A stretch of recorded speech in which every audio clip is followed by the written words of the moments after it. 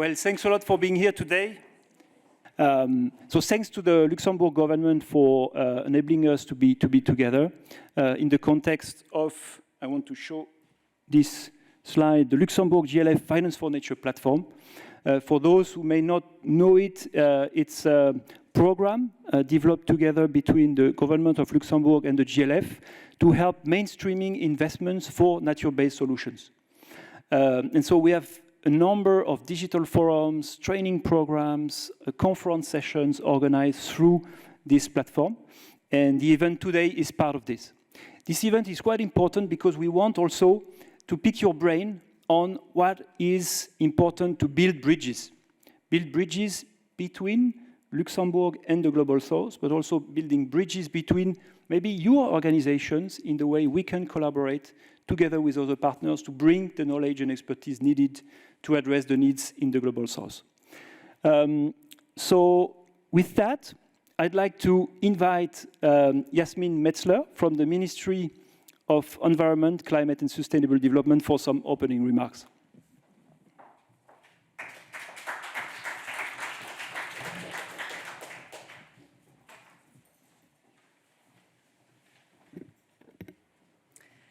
Hello, good afternoon to everyone.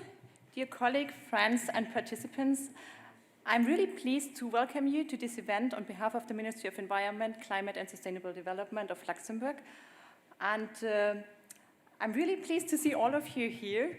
And as one of the priorities of the Environment Ministry of Luxembourg is nature-based solution to climate change. So it's directly linked to the title of this event, which is Climate Change, Climate Finance for Nature-Based Solution, Building Bridges. So Luxembourg finances a lot of initiatives on the nexus between climate change and biodiversity, and the Luxembourg Global Landscape Forum and Finance for Nature platform is one of it. So this initiative and this collaboration between the Global Landscape Forum and the government of Luxembourg is based on this platform, this initiative. And as you all know very well, I don't have to mention this, but I will, the Global South is most affected by climate change and biodiversity loss. But on the other side, the local communities in the Global South are also quite strong global actors in deploying nature-based solutions. So we have to take them on board. So our understanding of our role of governments, financial institutions, NGOs is threefold. So getting the right financial tools to the right people, through the right mechanisms. And by this, I mean especially taking them on board in decision-making processes, in participatory decision-making processes. And with this, I would like to thank you for coming, wishing you a fruitful discussion. And last but not least, I wanted to share also some reflections on the dimensions of building bridges. You already mentioned some. I also had some reflections this morning on what could this mean, building bridges, so the last part of the title of today's event. So for me, it's like you said, building bridges amongst ourselves, so the Luxembourg-based actors in the field for financing for nature, but also building bridges, as you said as well, between our community and the international community, like at the Global Landscape Forum in Nairobi. Thirdly, it's also, of course, building bridges with the Global South, the beneficiaries of these financial products. But a fourth one also came to my mind, which is, of course, the building bridges between biodiversity and climate change, so which is of utmost importance when we talk about sustainable finance and financing climate. With this, thank you very much for the availability and your interest in this event, and I'm wishing you fruitful discussions today. Thank you.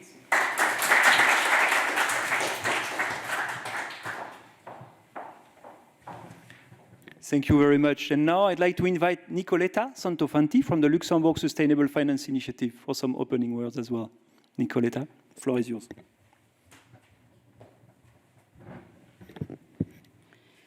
Thank you, Ludwig.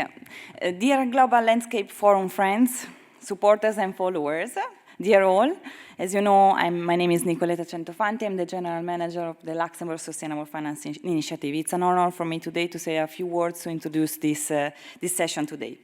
The importance and the urgent need of our economies to transition to ensure we preserve our society and planet is paramount, and has now more than ever filled the agendas of policymakers, financial institutions, as well as many other actors. Human activities have led to the loss of vast amount of species, habitats, natural capital, and ecosystem benefits worldwide. Yet there is still insufficient consideration in financial policies and decision-making of the urgency to protect, regenerate, and make sustainable use of nature. According to the World Economic Forum research, biodiversity loss represents an unprecedented systemic portfolio risk for investors, as $44 trillion of economic value generation, around half of the global GDP, is moderately or highly dependent on nature and the services it provides. The Financing Nature report shows how an estimated average of over $700 billion is needed annually to reverse the decline in biodiversity by 2030. The gap can be closed for less than 1% of annual global GDP, and much of that money can be found by changing existing spending flows. But what exactly should we do in order to catalyze climate finance for nature in the Global South? What partnerships are needed to increase impact? What Luxembourg solutions could be mainstreamed? As Jasmine mentioned, collaboration is of course key. Collaboration, cross-fertilization, and cooperation across sectors, industries, field experts, and of course among countries.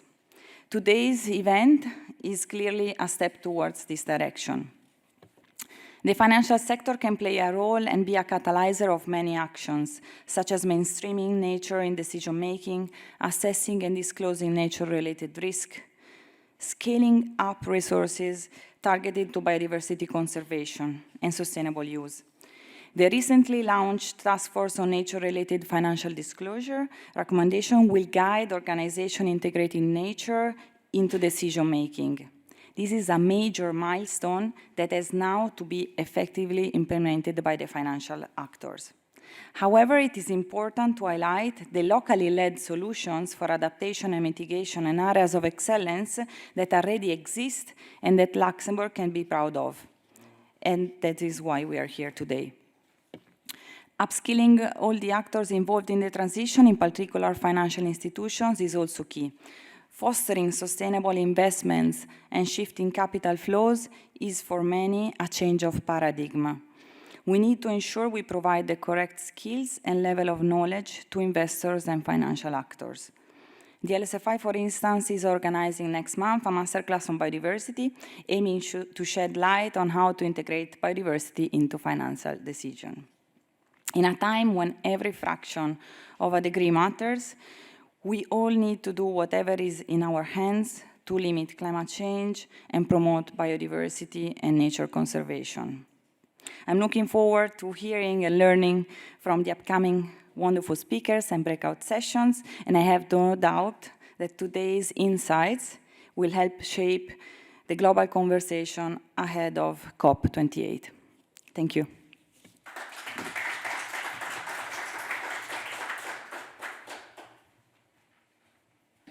Now, we are starting a segment of this session on voices from the field, on project cases.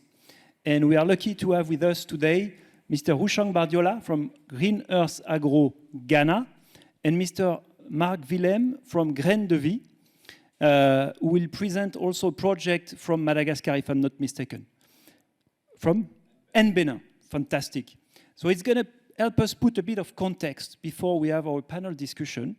So please, Ruchang, I'd like to give you the floor first for you to lead us in your project in Ghana. Good afternoon, everyone. I'm Ruchang.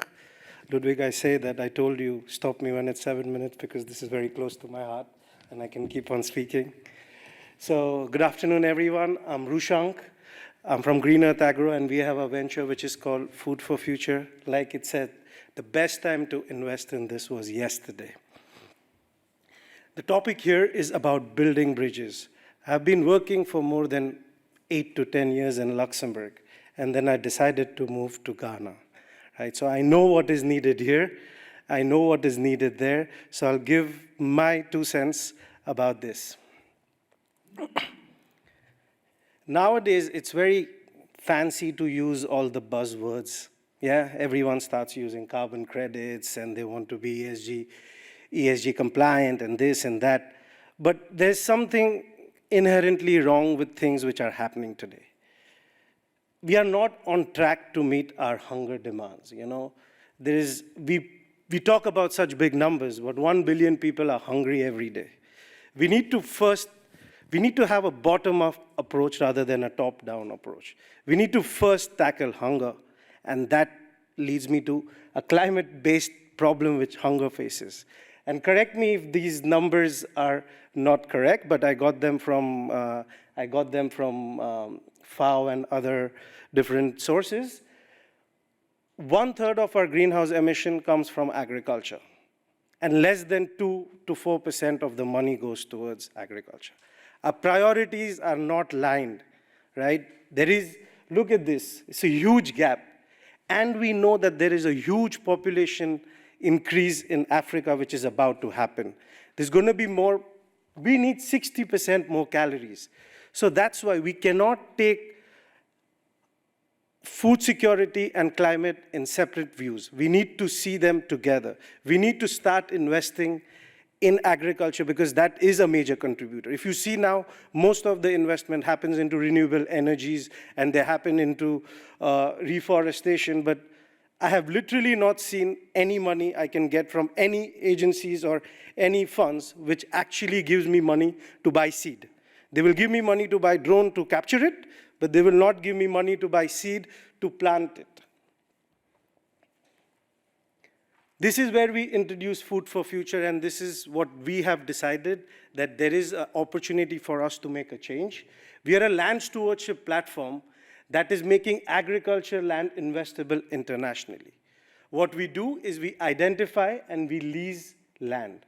One of the bigger problems in Global South is the land is not on cadastral. If it's not on cadastral, it becomes impossible to invest in. No investor is going to invest in a land which is not there. So we are taking the identified leased land and then putting it on land registration and then digitizing it. Once that is there, we are transforming the land using regenerative agriculture. We have just signed last month an MOU with LIST, where we are going to improve. Like I said, we cannot go from 1 to 0 in one step. These are small steps which we are taking. We are growing slowly towards that. Not only that, we have a complete circular model. We are using all the byproducts and making good use of that, including making money which goes to the local community.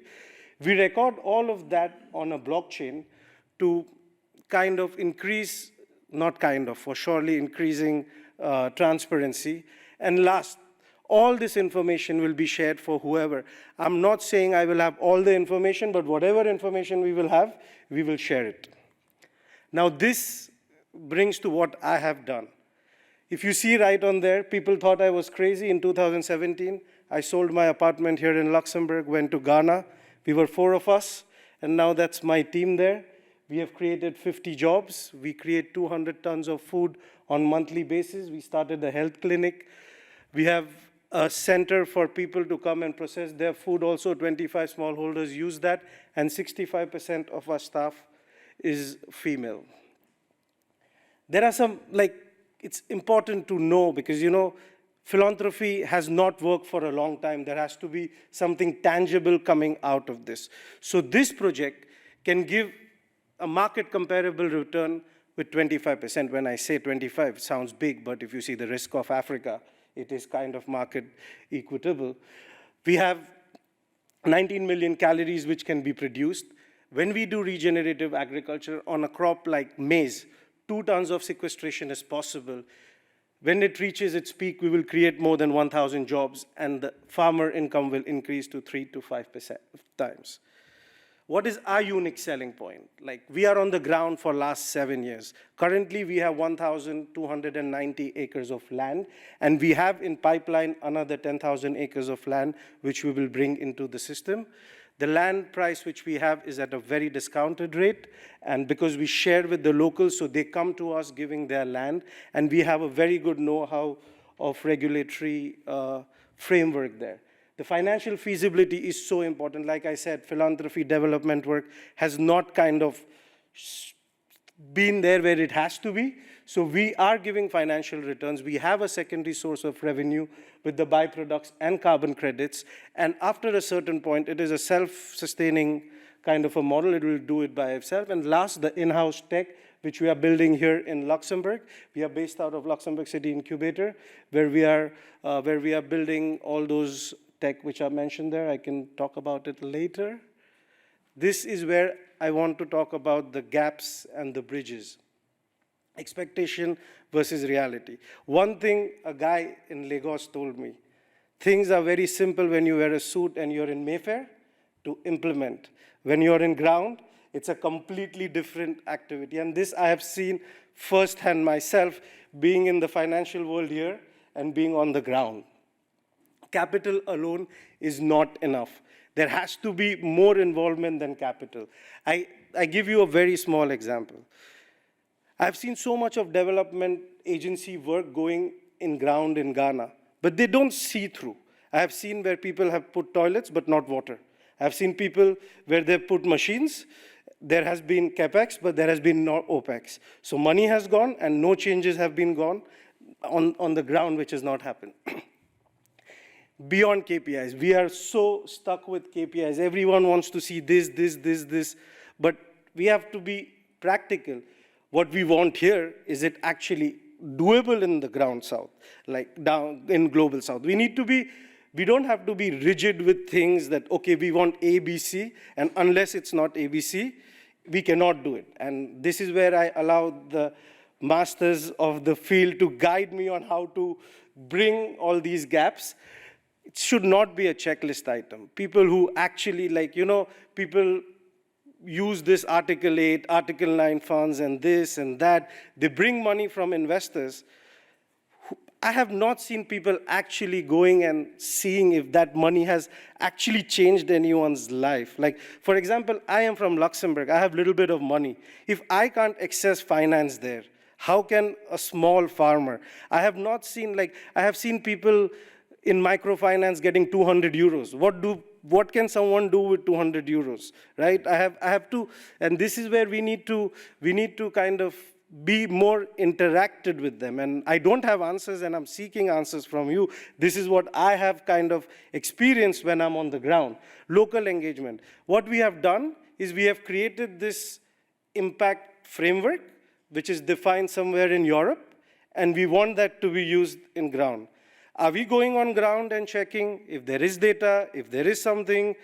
I think we are trying to impose our investability into something which they want to invest, but it's not available on grounds, right? There are no healthcare for people on the ground by the government. There's no school for kids. There are so many things. So are we actually working with the locals to have our requirements, which I see? It's a long-term commitment. This is not more for the impact world, but this is for the normal world where I go and looking for capital. And I got my time there. So you know all of these things. You know, I'm preaching to the choir, but I wanted to emphasize again. Like Mr. Secretary General said, change happens at the rate of trust. We cannot address climate change unless a solution involves food for future. Thank you very much.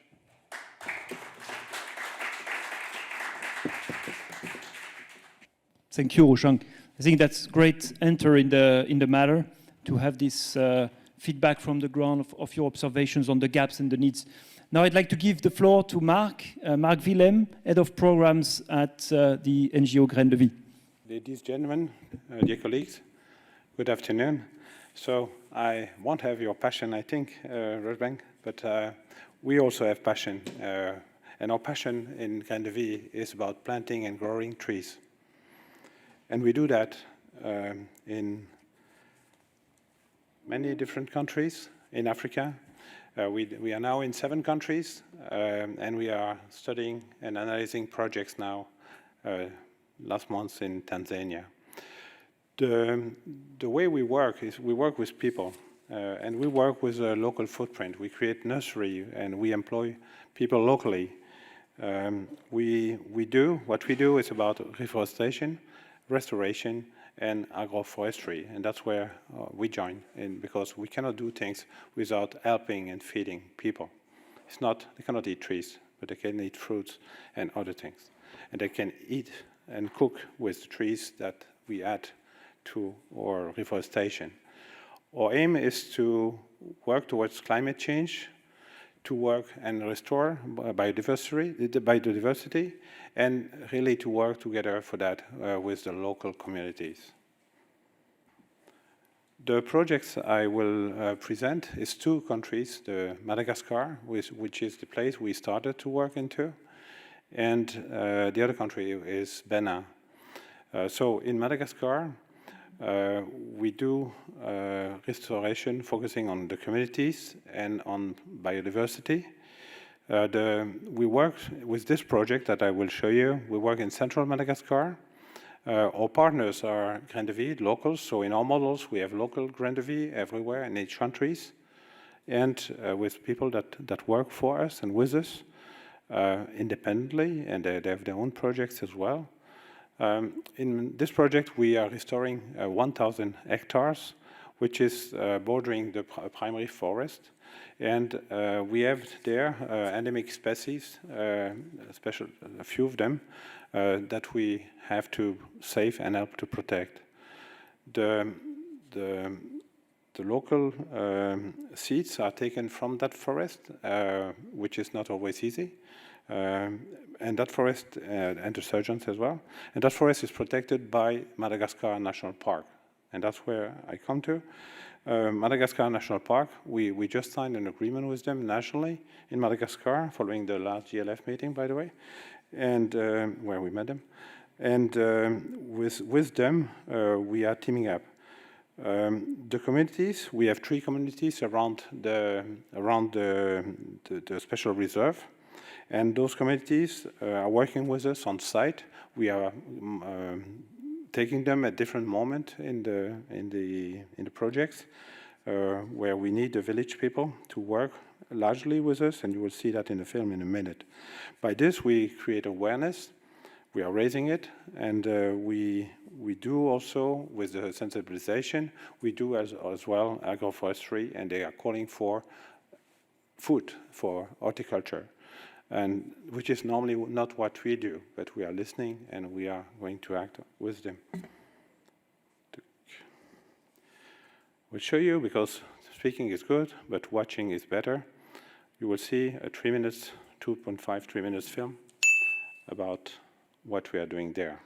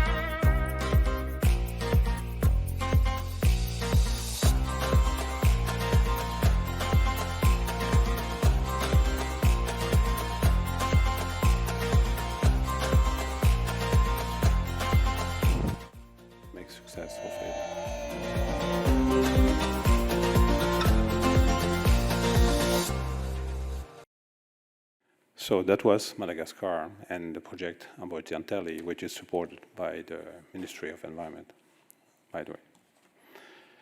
So it's one of the largest projects that we have nowadays.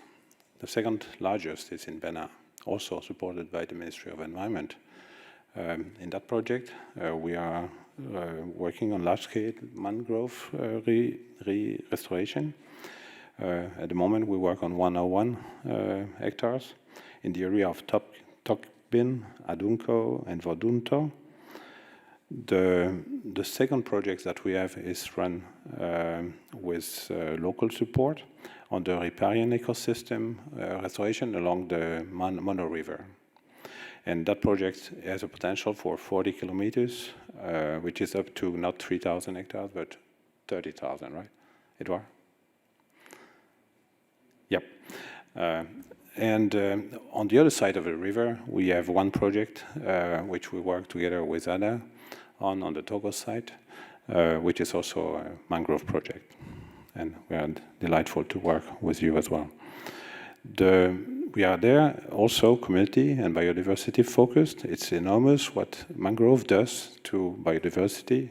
It changes things. It alters the river riparian site. So that's the second project.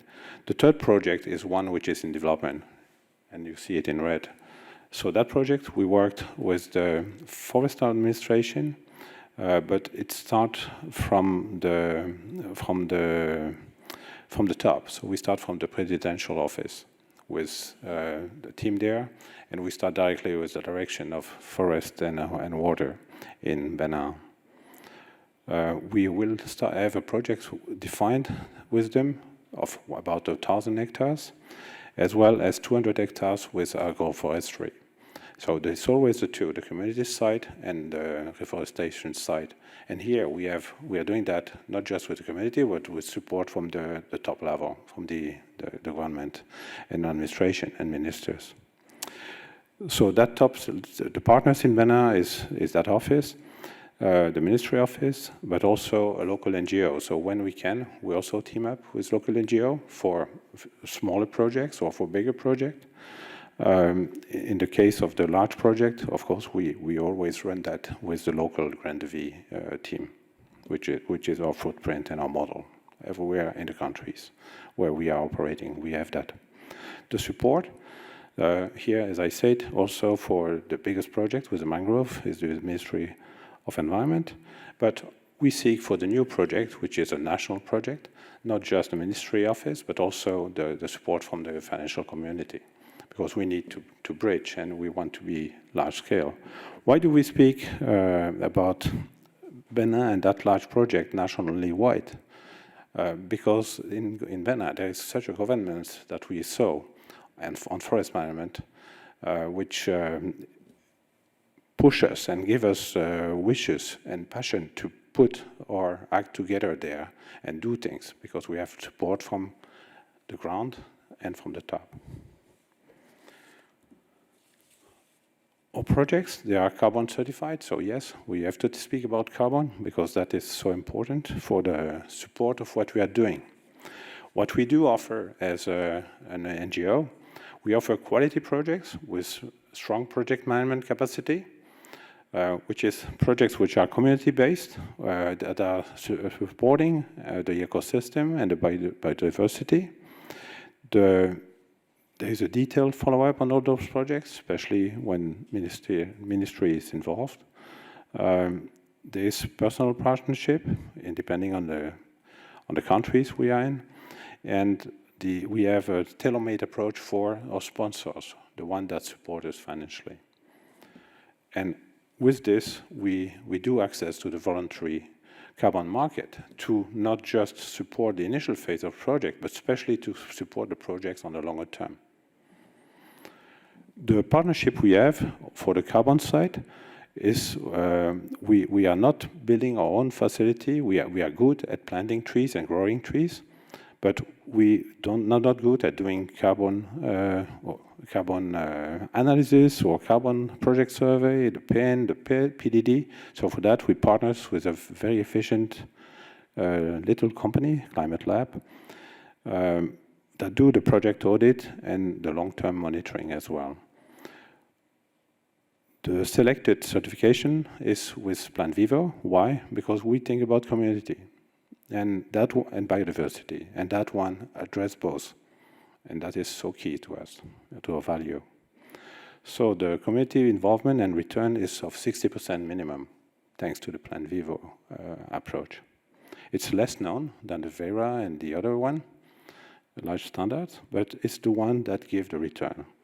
So the social and environmental benefit is nearly granted with this one. And that is where the bridge, I think, is secured. What we need from the EU, from the financial community, is startup capital for the new project. We need that from the private side, and we need that from ministry as well here, and in the nation where we work. By example, in Benin, the government want to help us in order to do things. So if in Luxembourg, government help us, if in Benin, they help us, if we have adding to that the private sector, we'll make it, and we'll make it in larger scale. We need those partners to adopt those allocated projects, and we need buyers of quality projects.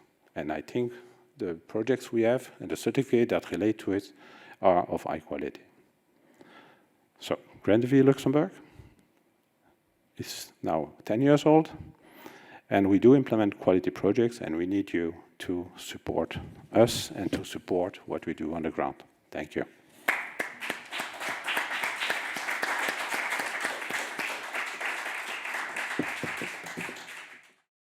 I would like to extend a very, very warm greeting to Nairobi and all the participants who will see us there. We cannot dialogue, but at least we can share a little bit what we are doing here. And I was also asked to maybe clarify a little bit what Luxembourg is and what Luxembourg does, because maybe not everybody in the room in Nairobi will be fully clear about that. So maybe on the basics, Luxembourg is not a city in France. Luxembourg is a country between France, Belgium, and Germany. And it is a small country by African standards, definitely. But it is a country which has a very large footprint in the financial sector. It is a country which has a very large financial sector, and as we heard in the introduction, which also has very proactive policies when it comes to public financing for development in general, and specifically next to development for climate and biodiversity related matters. We heard that in the introduction. So just maybe as a frame. And so in the framing of this discussion, we would like then enter a little bit more into this enigma of Luxembourg and what Luxembourg can do. And we have a very exciting and very diverse set of participants to this panel who can shed a lot of insights on these different dimensions. And maybe we'll start with the NGO side with Christina, who is working for the NGO ADA, working on inclusive finance. But your title is working on agricultural and forestry value chains in inclusive finance and working with local organizations in technical assistance to help them work on things which work for nature, which work for in terms of value chains. Maybe you can elaborate a little bit what that concretely is. Yes, thank you very much, and also good afternoon to everybody here in the room and in Nairobi in a couple of days. Very happy to be here. So ADA, yes, it's mentioned in the name, ADA, so Appui au Développement Autonome. So we are an NGO based on collaborations with local partner organizations. Traditionally, and we used to be called ADA Microfinance, so traditionally ADA was working with microfinance institutions to help provide access to finance to vulnerable populations. And we have actually 3 pillars. So we have the agriculture and forestry value chain pillar, which I will speak about today mainly. And so yes, traditionally the business was to work with microfinance institutions to develop adequate financial services. The forestry sector, for example, and agroforestry, so when we talk about nature-based solutions that include trees that are badly needed and that have a huge potential to increase resilience, to increase adaptive capacity of producers as well, there's a lot to do. So that is still on the margin, let's say, for financial institutions. Why is that? Well, there's lack of really close understanding what is the potential. There's a perception of risk and perception of, well, this is a very long-term endeavor. So there is a lot of awareness rising to do, and what ADA does and can do is to work with financial institutions to support them in understanding the sector, understanding the market, and developing specific financial products if those are needed compared to the existing products of the financial institution. So we have an example. It's not mainstream yet, and we can be curious also when we are in the European Microfinance Week, where we may see more of nature-based solution finance. But planting trees and supporting farmers and small-scale landowners to plant and manage trees is still a challenge for those microfinance institutions. The challenge here is the long-term, of course, investment.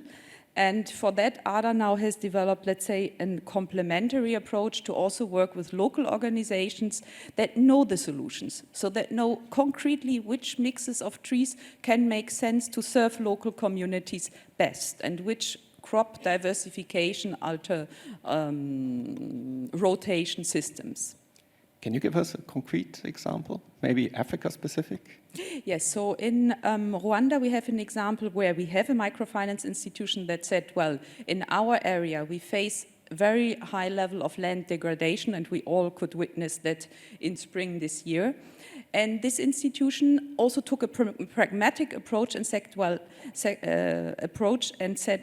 I first want to analyze the market needs, who's actually around. Which type of, how many clients would I have if I was investing in forest management, planting, and in supporting companies in the value chain to acquire wood, let's say a wood stock. And they went into testing 2 specific financial products, and that was very successful actually. Now we are in a second round and in a larger scale project to support more producers and to also put more incentives into sustainable forest management and into planting other tree species, more native tree species, mixes, together with the support of a technical organization that is also very active in Rwanda. Thank you, Christina.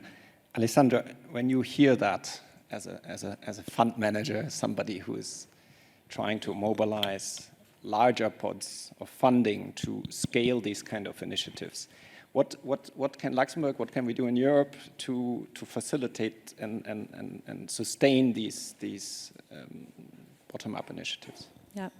No, that's a very good question, and I already felt the pressure before from the colleague who raised many very relevant questions. So maybe I'll start just, saying thank you for being here today, and happy to also be participating into the Nairobi event in a few days, even if remotely, let's say.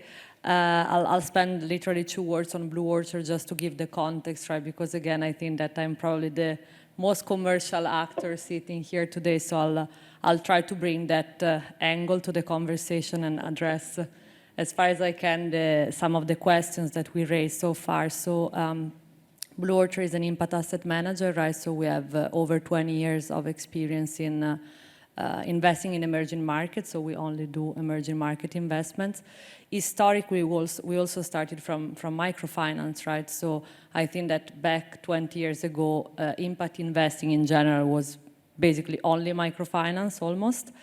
And over the year, we expanded, right, in terms of impact themes and asset classes that we cover. So we don't do only private debt in financial inclusion, although it remains an important part of our business model, but we have expanded, into climate finance, and we are now exploring nature-based solution strategies. I think what is clear is that there is always, especially when it comes to nature-based solution strategies, this chicken and egg situation, right? You have on one side the small projects to be financed, and on the other side, these investors that have, if you look at the institutional investors, right? Because again, ourselves as an impact asset manager, I would say that when we look at the private sector, the type of actors we interact with, so our investors would be pension funds, family offices, private banks, insurance companies, so they have big pockets normally, right? So how you put together these big pockets with the small projects on the field.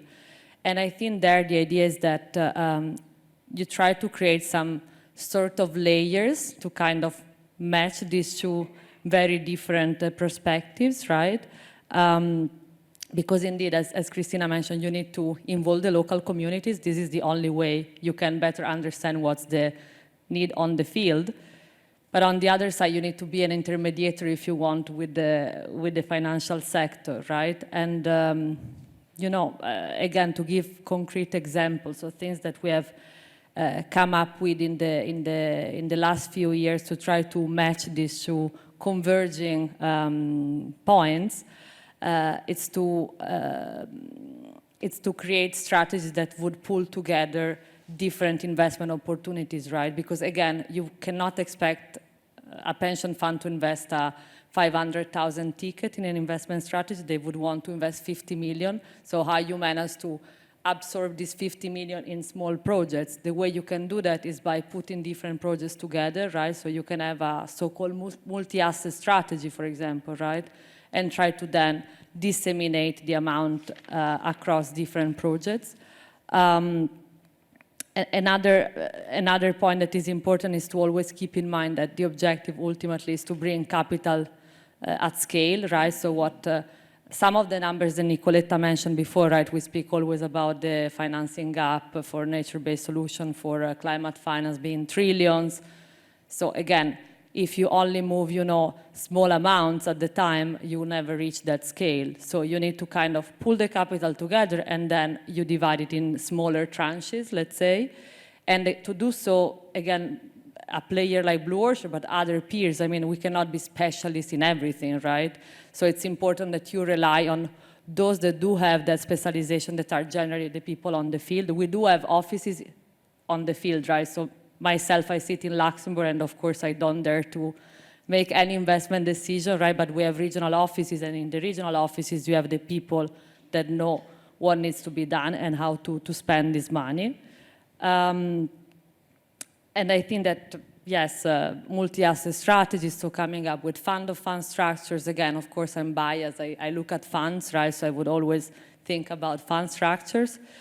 But I think that could be really a key that can overcome some of the challenges of financing this type of projects.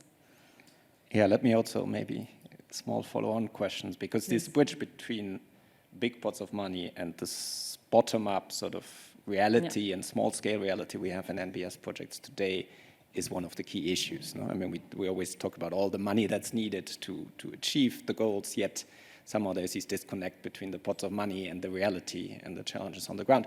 Can you give a concrete example of how Blue Orchard bridges that? So I think that over the years, I mean, we have some strategies that are only invested by private sector investors, but some others are these so-called blended strategies, right, where you would have together, I mean, it's a public-private partnership, right, so where you would have public capital and private capital together. And the way it works is that, of course, I mean, especially small projects in emerging markets do carry, let's say, a certain risk perception and a concrete risk, right? So again, looking at the perspective of a pension fund, they want to, you know, try to see how this type of investment, if they take it, can be the risk. So what we have done is actively we have 9 blended finance strategies, right? And they help us with this multi-layer structure with junior capital sitting at the bottom of the structure, catalyzing private capital in there, right? The problem is that this junior capital, that is something that has been used over the years, first in microfinance, then in then in climate finance, and only recently in nature-based solution, is a scarce resource, right? So you need to also understand, okay, new ways of blending in the future. So the way you can do that, again, looking at concrete examples that we have, is that you can rethink the waterfall structure of some of these funds, for example, and you can expect that not only the public sector contribute to the risk, but the private sector somehow indirectly does the same, right? So what we have for one of our funds, for example, is that we have a waterfall structure which remunerates the investors based on a target dividend to be reached, and what is on top of that, it's allocated to technical assistance and capacity building, right, which is an important part that is very much needed in nature-based solutions. So there is a lot that needs to be done, but reusing some of the models that were used for microfinance 20 years ago for nature-based solution, it's a first step, and then more, of course, can be triggered after that. Kritika, you work with a lot of different clients. You were previously at EY India, now since a long time with EY in Luxembourg, so you see what a lot of actors in the financial sector here are doing. You've also witnessed this very important evolution of the regulation. We have now a very sustainability-driven regulation, how the financial sector can be better leveraged. What are some of your major observations? What do you see in this work with your clients? Sure, thank you. Hi everyone at Luxembourg, and warm welcome to Nairobi. So I'm Kritika, as Casper was explaining, and I work at EY, so I would argue that perhaps also the commercial other member with my colleague here. And I think, Shashank was talking about Article 8, Article 9, so this is a term that's, been thrown around a lot lately. Maybe I'll just quickly dive into this alphabet soup that we have currently in, the European Union, and by extension, definitely in Luxembourg, and really what that really means for the wider international community and how we can effectively interact with it. And really translate some of the current challenges into more opportunities on what's coming here. So, yeah, as Casper was saying, we have had a lot of recent updates in the regulatory space. So the European Union has a SFDR, that's Sustainable Finance Disclosure Regulation, and essentially it is mandating all financial market participants to provide more information on their sustainability. And that includes principal adverse impacts, and that does include biodiversity and ecosystem loss. So that's where more of information is needed and more data is needed. And then all products that are marketed in the European Union have to have a classification. So either no sustainability characteristics or some characteristics or some clear sustainability objective. So this is where kind of more interest is coming to kind of scramble and see what can be done on existing products that are being launched and future products that are coming. Yes.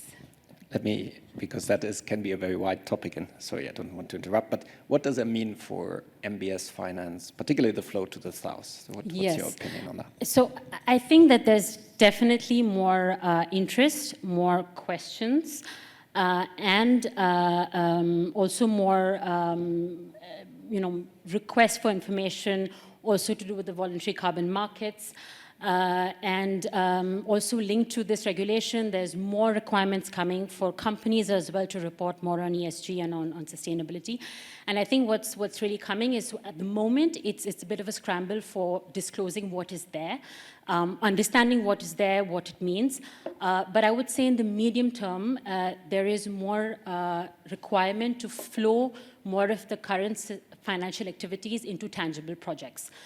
So on our side, what we've also seen on the end of the regulators, they're also asking our clients more and more specific questions. Currently, again, it's more to do with their current reporting, their current metrics, their current data, but it is more and more moving towards more specific questions on the projects that they are focusing on, that they're investing in, the targets that they have, and the actions they're taking on the ground. And so this includes not only their business activities in Europe, but how they're interacting with more of their global supply chains. And these global supply chains naturally are spread out all across the global south.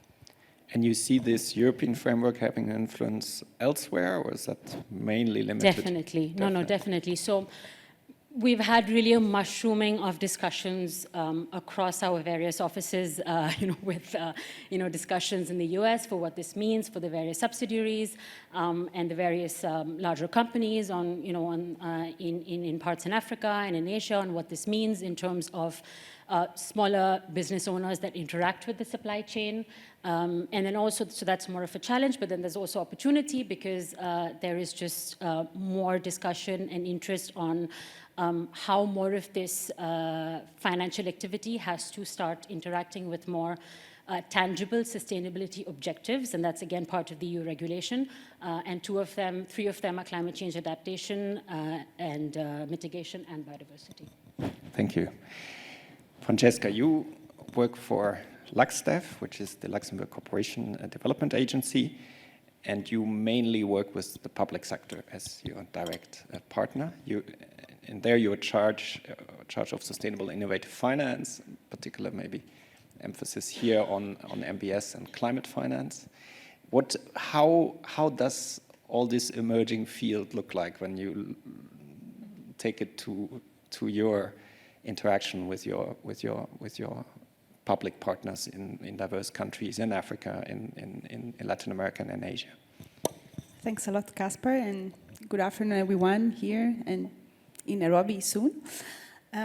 Actually, I was taking a lot of notes during the presentation about all the challenges, the issues that have been raised from the panelists, but also the two organizations that presented their initiatives. And I would say that all these issues are quite clear and on the top of the concern of the public sector here in Luxembourg. So as Luxembourg Implementing Agency of Development Cooperation, we represent and we implement the development aid of the Luxembourg government, and our counterpart, the first one, are national counterparts. So we work under national request.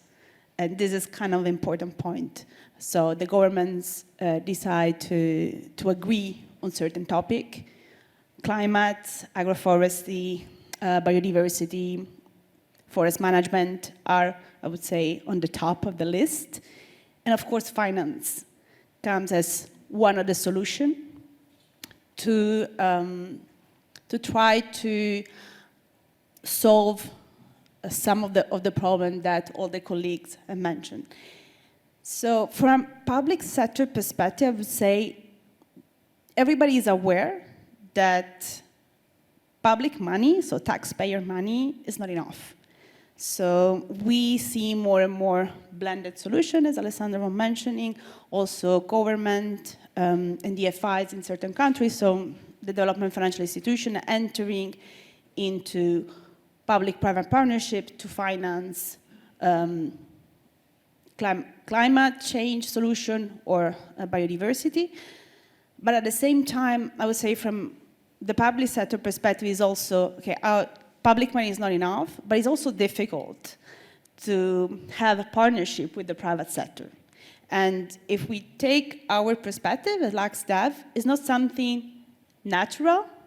In the past 30 years, we were working, our main counterparts were a national organization, public organization, and now shifting, working with the private sector, requires a lot of efforts, I would say, on both parts. We don't share the same language, and let's say, even if we have common goals, the way of reaching those goals is not always the same. So there is, I think, right now a lot of work that we are doing to try to align ourselves. And here in Luxembourg, with a lot of partners, we work with a financial ecosystem here in Luxembourg, but also in the field. So I would say there is a lot of interest from the public sector, also in our partner countries. We work with, for instance, some national funds working on biodiversity protection. They want also to work with private sector.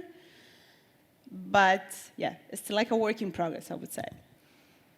I think it's a very interesting field because I think particularly in the nature-based solution, you quickly come to a point where the buy-in from the public side is indispensable to really do lasting progress. And so I think it's an incredibly important part of the overall equation. Can you give us a concrete example of maybe work LuxDev is particularly proud of, or where this has worked well in terms of a partnership where the actors are well aligned and this sort of this So maybe on the top of my mind, one example is one in Burkina Faso. We start with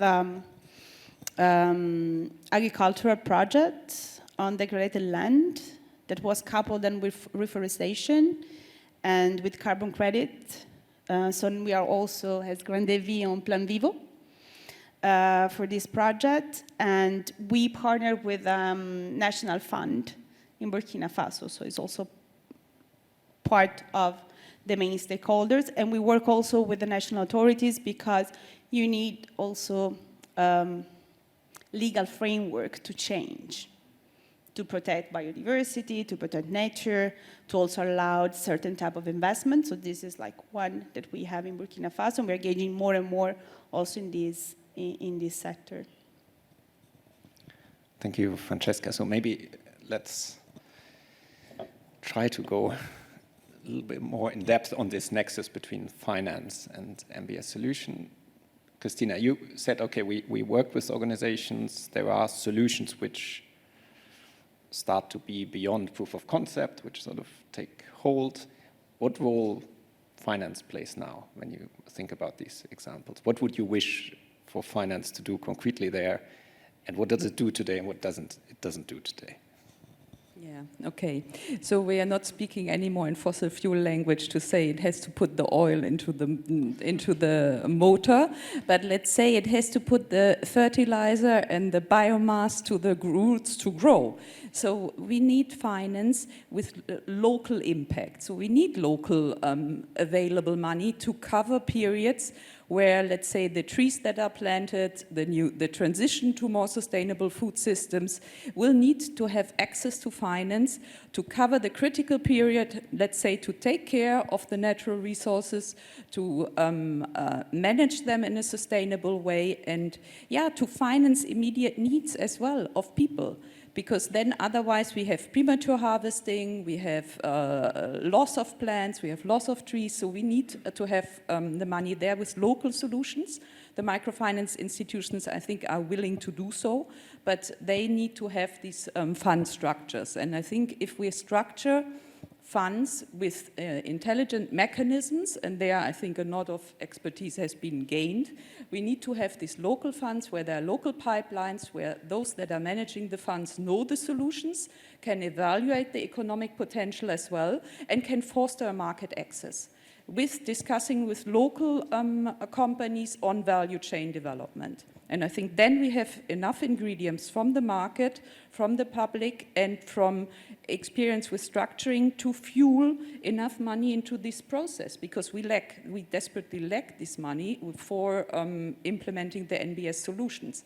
But yeah, partnerships, it may sound shallow, but the partnerships will be needed, and it's about finding the local fund that builds up a pipeline. Thank you. Thank you. I think, Alessandra, that is a good segue to ask you. Well, there is this local reality. Mm-hmm. You spoke about perceptions of risks and other obstacles. Also, size in itself is an obstacle because it's all subscale. What can we do? What can be done to concretely to do the next step in this space? I mean, we're still young. A lot of the models are still young. Still a lot of questions about what are the really good business models, the scalable business models. But if you look at it from your end, what would you wish? What would you like to do next? Yeah. No, I mean, as you say, it's young, right, when it comes to natural-based solutions. So probably step one, as I hinted before, would be to start replicating some structuring that worked well for microfinance 20 years ago, right? So again, this blended structure where you really have, again, junior capital and concessional capital is a scarce resource, so let's use it wisely. So let's use it not for plain vanilla investment strategies, but for strategies that really require that additional part so that you can be catalytic for private investors. Francesca raised a very good point. So we speak different languages. So the private sector and the public sector, they always have some difficulties in communicating and setting common goals, but of course setting common goals is also part of this step one, right? Because otherwise you don't move the needle. And I think to do this, I mean, the public sector should, sometimes I have the impression that the public sector is seen like that needs to replace in some cases the private sector. I don't think that should be the reality. I mean, the public sector should have this really opening role at the beginning when it comes to natural-based solutions, but then, you know, it should really also help building the infrastructure, the policies, the landscape, right, which is somehow still a bit missing, and landscape not literally speaking in terms of natural-based solution, but landscape, like the ecosystem, let's say, right? Because if there is no ecosystem, it's difficult to, you know, expect that private investors would be happily investing in this type of opportunities. Thank you. So, Francesca, what can you do to help this translation between these different languages, to help maybe also the learning between different public actors in the South, and to, you know, because I think there's a sense that we also need acceleration of a lot of these things. And so what is your thought on the obstacles we now discussed and the way that they could possibly be Tricky faster? question. Tricky question. It's And actually, difficult. I also take the point from Alessandra on sometimes public sector trying to replace in the private one, which is not actually the goal. And I think really one point that she just mentioned is setting common goals, but also place each one in his own role. So public sector is really an important role in setting the ecosystem, the infrastructure, the legal framework, also the skills. Nicoletta mentioned about, in her opening remarks, about develop skills in country. So this is the role of the public sector. And so the private sector can thrive in a more fertile ecosystem. And then is, of course, a matter of having people that can understand both sides in the team when we work together. And I think, like if I take the experience of LuxDev, now the Luxembourg Corporation is engaging more and more with the private sector, which was not the case even like 5 years ago. And one of the steps was also to have people within the team coming from the innovation sector, the private sector, the financial sector, and start having this kind of focal point or translator to support both the government, our field offices, and also the other counterparts to work better together.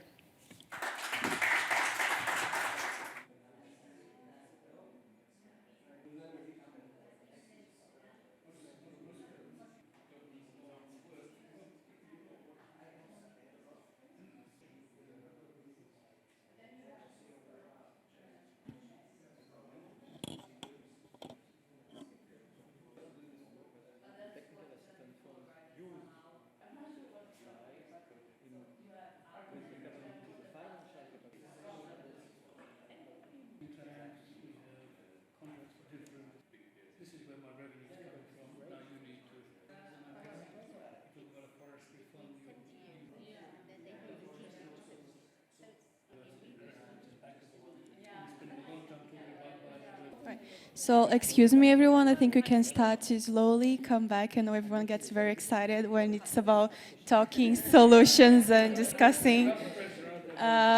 But yeah, now I would like to invite the rapporteurs from each group. I know they've been discussing much more and beyond the question, but I would like to invite one person from each table to maybe just mention the takeaways from the discussions that you've had. I know they've been talking a lot about other things as well, but if that's the case, please feel free to share your points as well. So maybe we can start with this one. So building partnerships, maybe you can give your takeaways.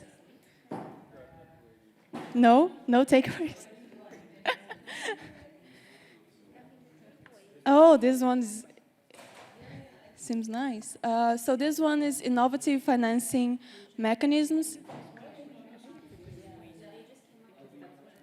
Does anyone from this group want to give the highlights from your discussions?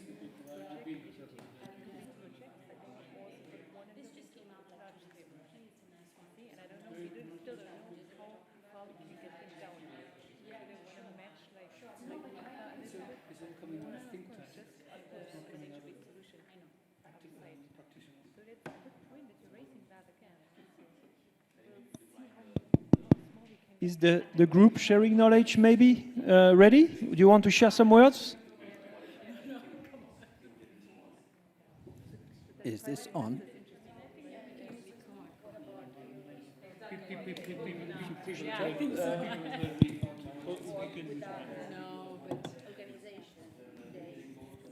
Hello?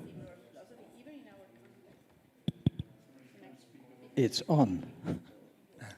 Hello, I'm Stephen Hart from European Investment Bank, and I've been asked to say a few words about what this very exclusive group discussed.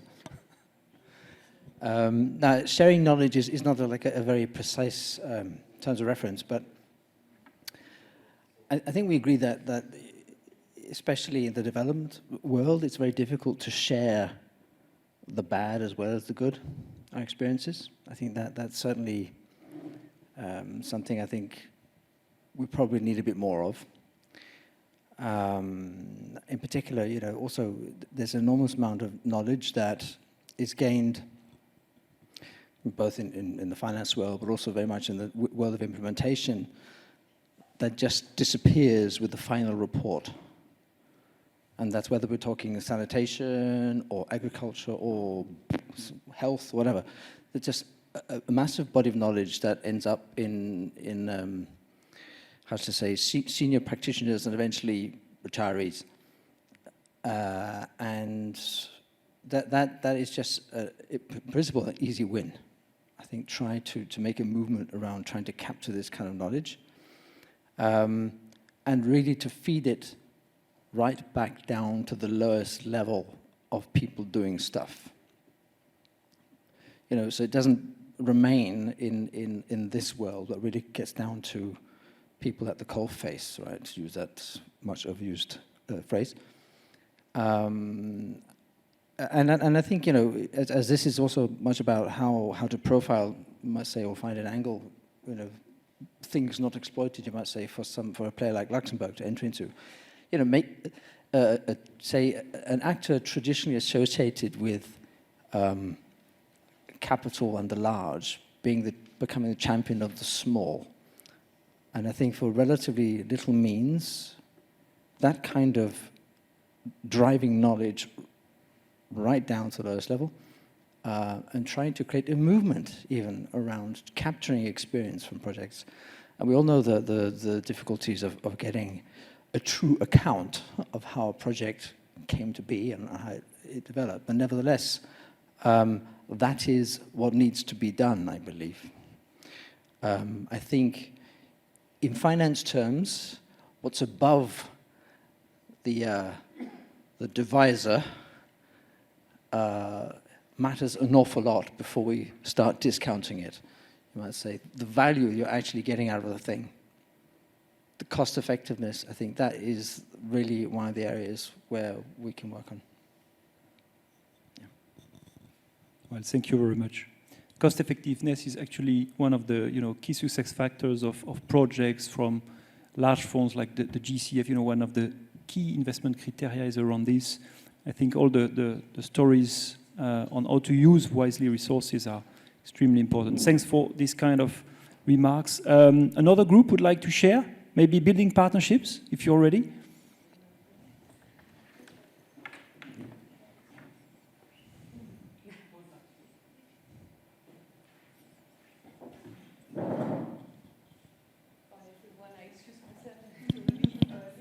Thank you, Christina.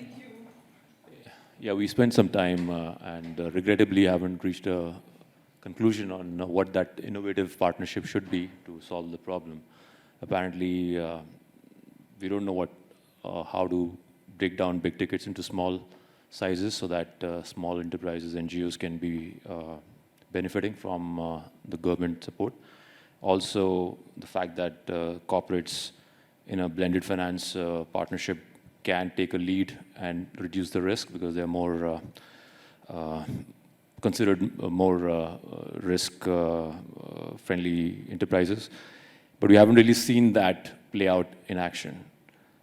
We have big FMCGs here who can partner with governments and really, create big initiatives to green their supply chains. But really, it's just, Wall Street Journal article. We haven't really seen it in practice. So, sorry, we couldn't really come up with a very inspiring conclusion here. Well, thank you. I like this idea of seeing also partnerships from the risk-sharing point of view, which is very much needed and complementing expertise. To the last group now.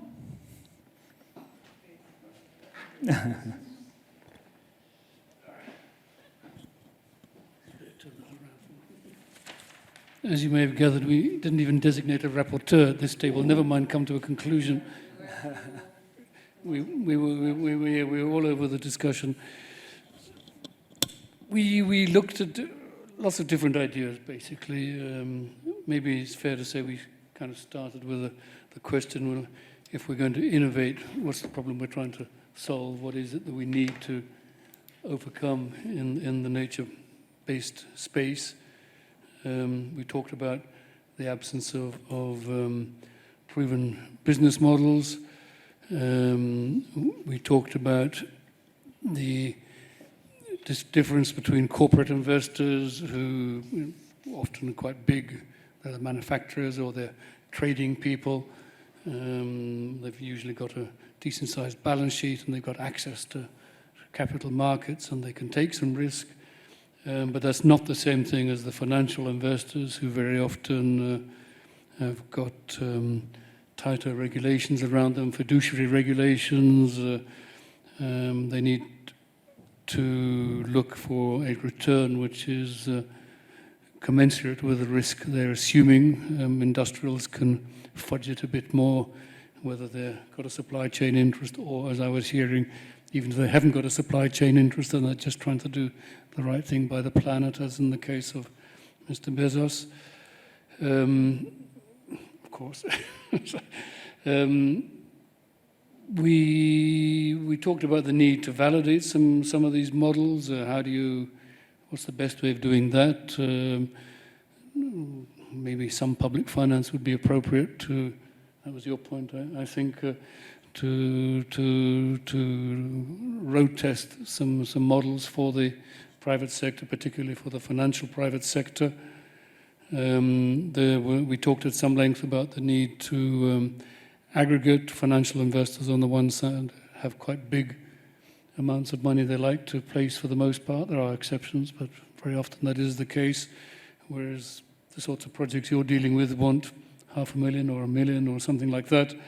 And to get that aggregation between the two is a whole problem in itself, which needs to be solved. Yes, and then we talked about the tools which are currently out there and which could be used, and carbon credits is one of them. For this space, nature-based, we've only got the voluntary market, and the voluntary market is a lot less useful than the compliance market, but still, it's there and we should be using it. We talked also about biodiversity or other types of credits, and the difficulty we have there is that although there's a great deal talked about, I don't think any of them have actually really got much of a track record which would encourage a financial investor to take that as his revenue line. What else did we talk about?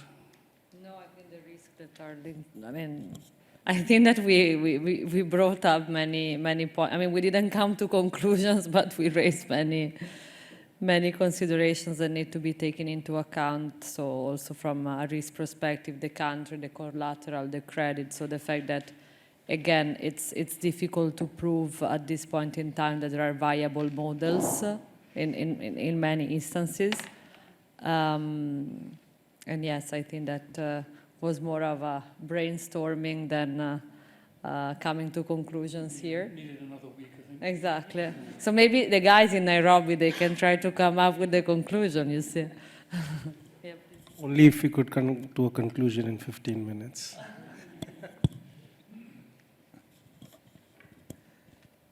You wanted to add something? No. Well, thanks a lot. I think we all need a round of applause for this. Thank you. Well done. And in fact, Alessandra, you mentioned the work that will be done in Nairobi. Actually, what we want to do in Nairobi is a complementary discussion where people there, representatives from different types of organizations in the Global South, will also express, their needs and what they expect from partnerships and from innovative finance solutions. So they will hear what you have to say. Actually, we're going to capture some of your conclusions that we'll share with the audience there before they go into their workshop. So we'll hear also from them, and we'll try to see how that matches, if there are some complementarities around their needs and what you also phrased here. So all the discussion will be used now in the thinking we have on how we'll move ahead the work of the GLF on sustainable finance. So be sure that we take very seriously all the discussions and the messages you shared. We have an agenda in front of us on matchmaking, on building bridges also between investors and projects. We have started on the Luxembourg platform page. You can see already a selection of those investable projects that we are promoting in Dragon's Den, but also other projects that we are having on this platform and that will help to connect with investors. So we are working on that not alone. We have with us the Landscape Finance Lab, which is an organization that conducts also due diligence on large landscape projects, including on financial issues, but also ENS aspects. And we are cooperating with Open Forest and the Explorer.land platform. They are helping us having also traceability, visibility, some good level of transparency on what is happening on the ground. So we are building this platform. We are, of course, open to collaborations. And of course, we'll share that with the Luxembourg stakeholders, including yourselves, to be sure that this can be helpful to some of your organizations and beyond. So with all what we discussed, I think today, we have good material for us to process and to increase our impacts going forward. So with that, I'd like to thank you very much. Thanks again to the ministries supporting us and to all of you for your great contributions. Thank you very much. And with that, or before we go to the cocktail, I'd like to invite you for a group photo so we can keep a good souvenir of this moment together. Thank you.